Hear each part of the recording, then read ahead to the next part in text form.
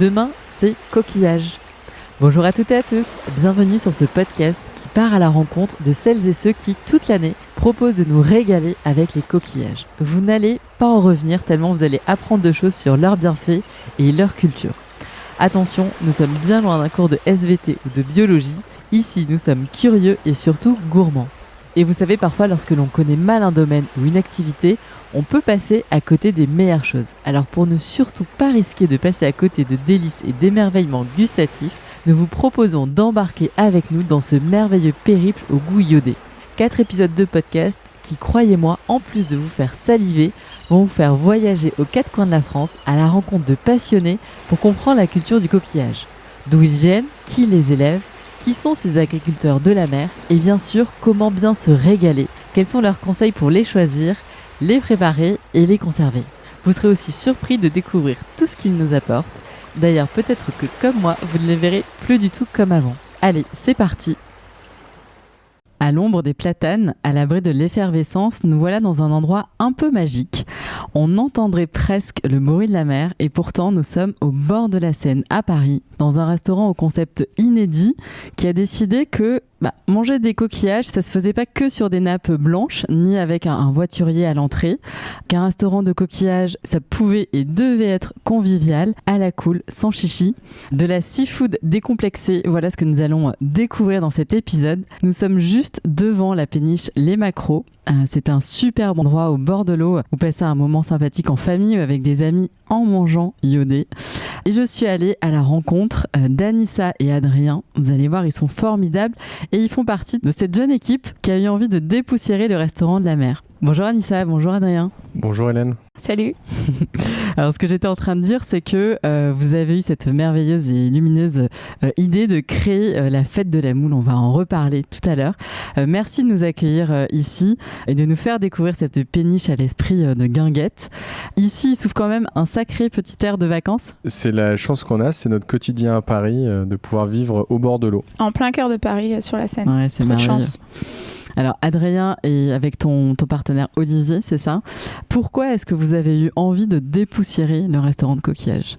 On a été, depuis qu'on est plus jeune, grand amateur de fruits de mer et de coquillages, d'huîtres.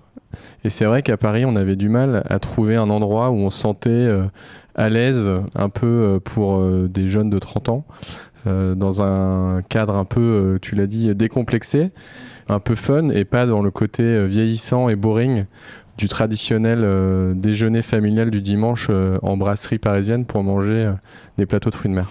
Et donc vous ne trouviez pas et vous vous êtes dit on va le faire. On n'a pas trouvé et on s'est dit qu'il fallait inventer quelque chose à Paris en bord de Seine pour proposer aux Parisiens l'opportunité de vivre ce moment coquillage, les pieds dans l'eau, avec en plus un cadre comme celui qu'on a ici devant l'île Saint-Louis, assez incroyable. Qui est fantastique, ouais.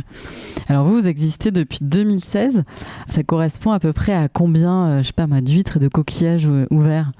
Je pense qu'on a dépassé le million haut la main. Ah oui. Les huîtres et les moules sont nos best-sellers au Maquereaux et on en fait de manière... depuis la création 2016, elles sont à nos cartes et ça reste le produit phare de nos établissements. Et alors je lisais que vous annonciez donc les sélectionner avec rigueur et que vous les présentiez aussi avec splendeur. Alors ça, il faudra venir découvrir, mais est-ce que tu peux nous dire un petit peu comment est-ce que vous les aimez, justement, ces coquillages ? Les huîtres, les coquillages, on les aime crus, on les aime cuits, on les aime en persillade, on les aime à la crème, on les aime en tartare, ça fonctionne plutôt bien et donc l'avantage du coquillage, c'est justement la diversité de ce qu'on peut en faire et comment on peut les cuisiner.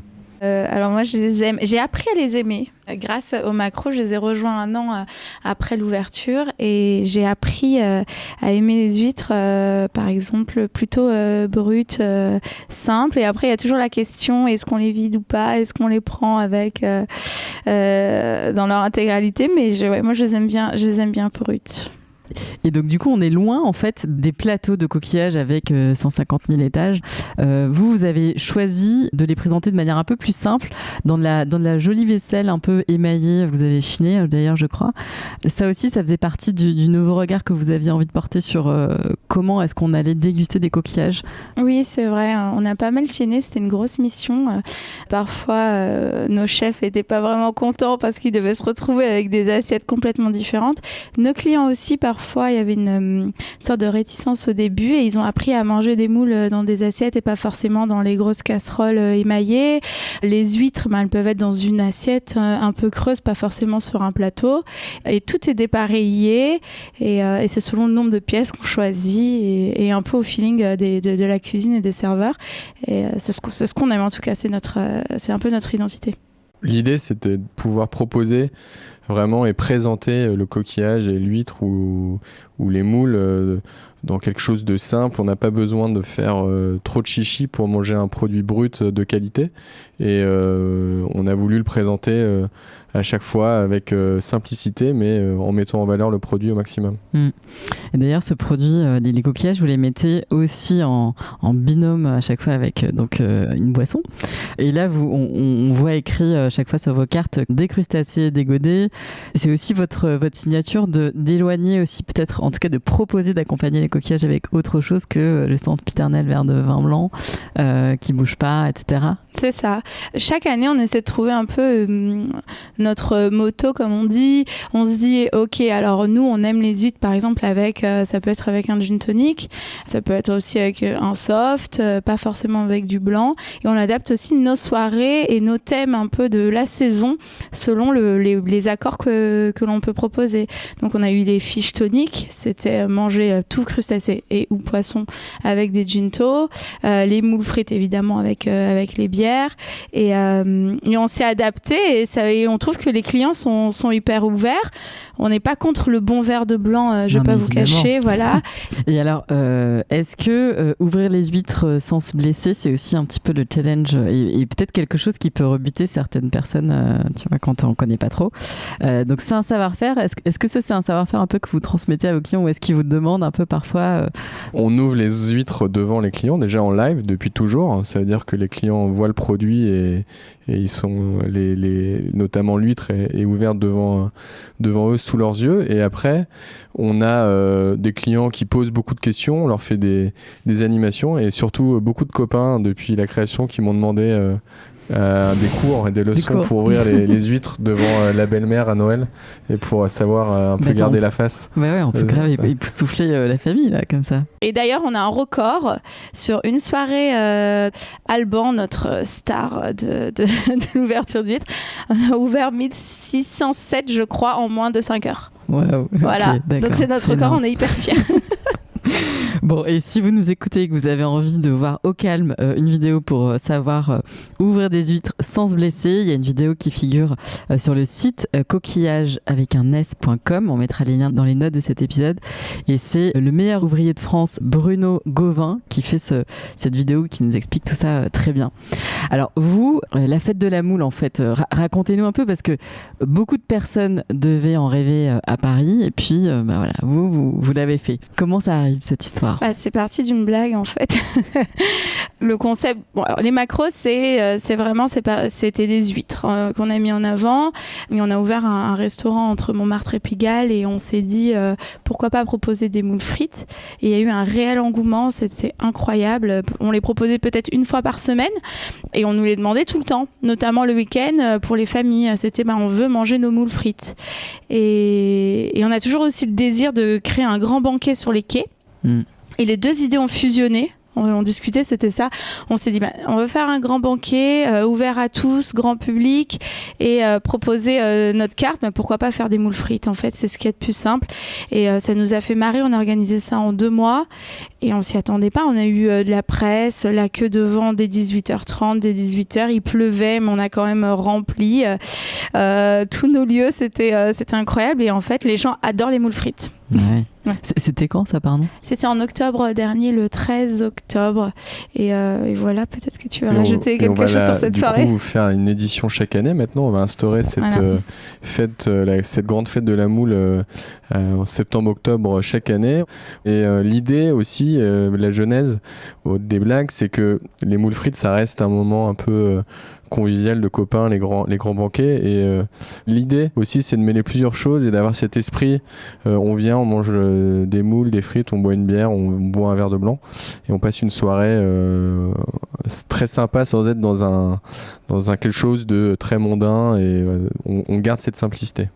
Et alors, je crois que vous gardez secret votre recette là, de cette crème un petit peu. Vous allez pouvoir nous dévoiler ce secret ici ou pas trop?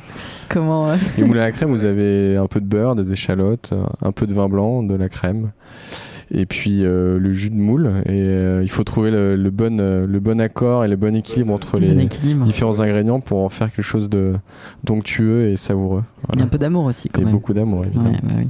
Alors moi, je peux pas vous laisser partir sans vous poser quand même des petites questions un peu qu'un journaliste très bien ne vous aurait peut-être pas posé, mais le 100% iode, est-ce que c'est une bonne idée anti-gueule de bois, par exemple? C'est un très bon remède et l'iode a des vertus incroyables. C'est qu'on gagne plusieurs heures dans sa journée après avoir mangé des huîtres après une soirée arrosée. Et si vous couplez ça avec, en plus, si vous avez la grande chance d'être à un moment donné à côté d'un point d'eau type un bain de mer un peu frais, là vous êtes le roi du monde. Ouais. Sur vos réseaux sociaux, vous appelez ça le kiff anti-gueule de bois. Ça m'a fait rire.